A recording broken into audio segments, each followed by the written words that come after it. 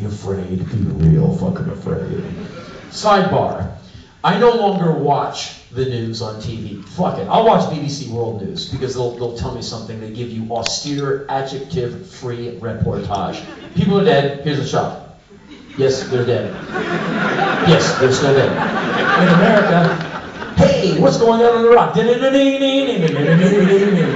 they're playing soccer. Wait, we're winning. What about all the dead kids coming home in fucking boxes and buckets? Shut up, you maggot. So, anyway, come on, cheer up. And so, I gave up on CNN. I gave up on MSNBC. They can all kiss my ass. And so I was sitting at LAX, Los Angeles International Airport, the other day, waiting to come here. And CNN is on. I'm like, oh, okay, I'll watch some CNN. CNN has a new news program with this psycho neoconservative dickhead. His name is Glenn Beck. Avoid him at all costs. This pudgy asshole. The first 15 seconds of his broadcast, we just conducted a poll amongst American Muslims, and the question was, would you be okay with suicide bombing to protect Islam? 23% of them said they would be okay. 23% of all Muslims living in America is over 230,000 people, which means there's over 230,000 terrorists living in America right now. Fear, fear, fear, fear. And now, coming up next, I'm going to interview Jerry Bruckheimer about the new Pirates of the Caribbean movie on the break. And that's the first 5 minutes of this guy's show. Like, fear, Johnny Depp. That's why America's like,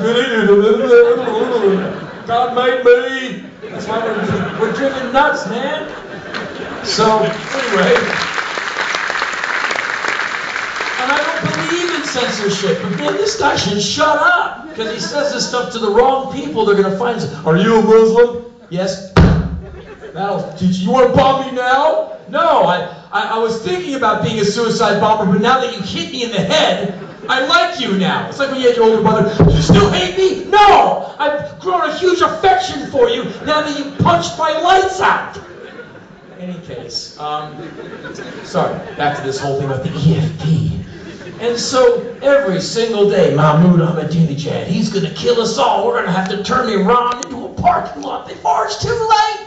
So I decided, boy, I better go to Iran. So I went.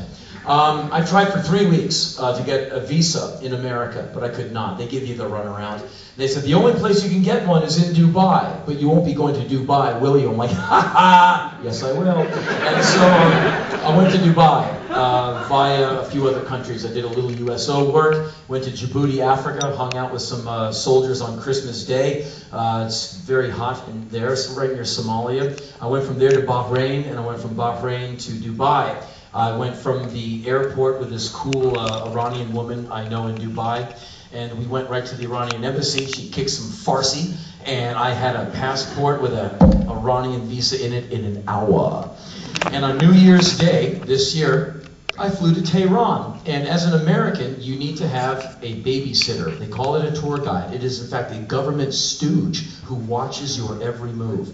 So I show up to the airport in Dubai. I land like 2 hours later in Tehran. I walk up to the nice man behind the glass booth, and he looks at me and goes, a passport? And I give him my passport. He looks down and sees a big American eagle on it, and he looks back and gives me this look that says, "You got a lot of balls, man."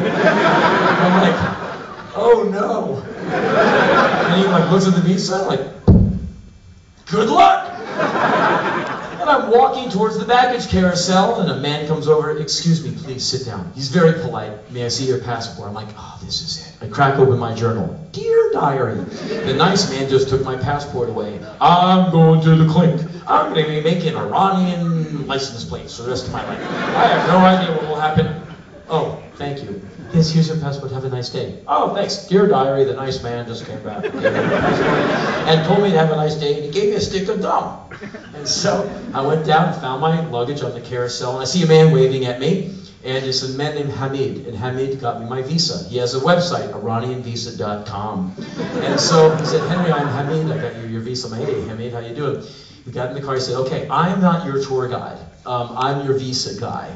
I looked you up on the internet.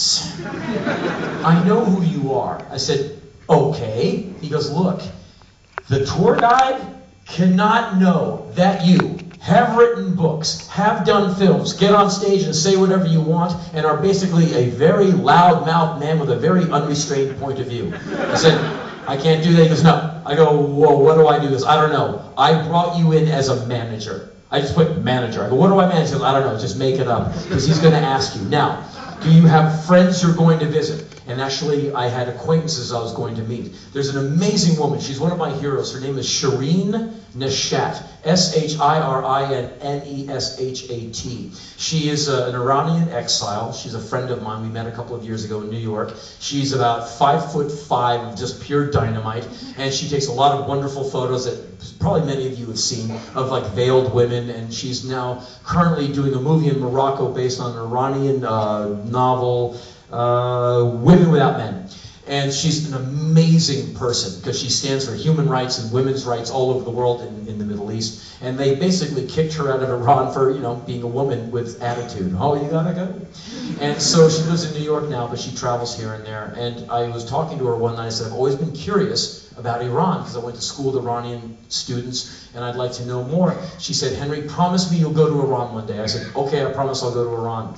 She said, you'll love it. And every Iranian person I've ever met, when I say, hey, how would I do in Iran? They go, Henry, you're going to love Tehran. You got to go. Promise me you'll go. So I've already promised like 4 people I'm going to go. And so I called her. I said, Shireen, I'm going to Iran. She said, when? I gave her the day. She said, great. I'm going to hook you up with my friends and family. You're going to have home cooking every night. You're going to see the real Tehran. I went, oh boy, lucky me. And so I'm driving with Hamid back into Tehran, and he said, do you have friends? I said, well, I'm going to meet these people and go. I said, okay, that's cool.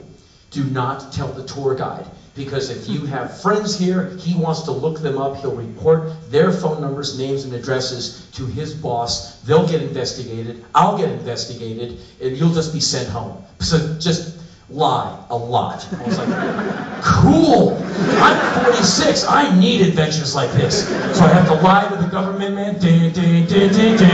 Love it. So we pull into Tehran. And he drops me off and he says, okay, the tour guide will come and get you tomorrow. I'll be babysitting him with you just to make sure he's not too much of an asshole. And if you need me for anything, here's my number.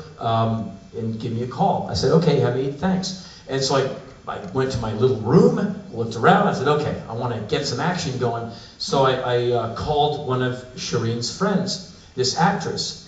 Her name is Simin. I can't pronounce the rest of this. I said, hey, I'm Henry. I'm Shireen's friend. Oh, of course, Henry. I'll come and get you. Where are you? I told her the hotel. She said, okay. And so I just stand around and wait for someone to recognize me. And a woman, she doesn't recognize. She doesn't know me. She goes, excuse me, are you Henry? I said, yes. Are you Simin? She goes, yes. I'm like, hey, I'm Shireen's friend. Yes, I know. That's why I'm here. Well, let's go to my neighborhood. And we hop in a cab, and I notice everyone is looking at the two of us really weird. Like, everyone in the hotel has stopped what they're doing. They're like,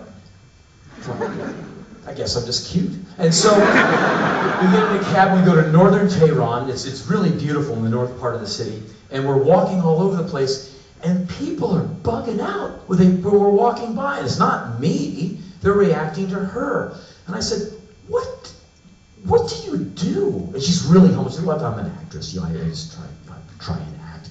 And we walk by a movie poster, I'm like, that's you! She's like, yeah, it is. Cars start pulling over. People run up to her. Oh, Samina, I love you. She's like getting her hand kissed. I'm like, you're like a popular actress. She's like, yeah. You find out later, she just won like the Lifetime Achievement Award for acting in Iran. She has like 3 Iranian Oscars. She's known all over the world for her acting. She's been in like 800 movies. She's on 3 different TV series. She's like the people's actress. We walk in, she goes, I want you to have real Iranian bread. They have this great bread, looks like a newspaper, and you fold it in half, and you put it on your arm, and you take it home, and you can live on it. It's the best thing you've ever had. She goes, we're going to go get some bread. We get in this tiny little hole-in-the-wall bakery inside this little bazaar we're in.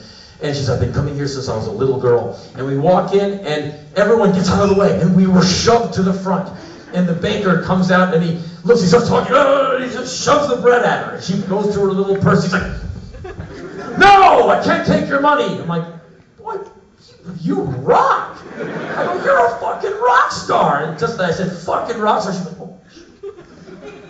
Well, yes, people like me. She's incredibly humble. And so I'm just tripping on this woman. And she makes a call on her cell phone. Yes, they have them. See, you know that, Americans still. Well, they got phones and stuff. Well, I thought they just lived in caves and ate our freedom. I know. It's rough.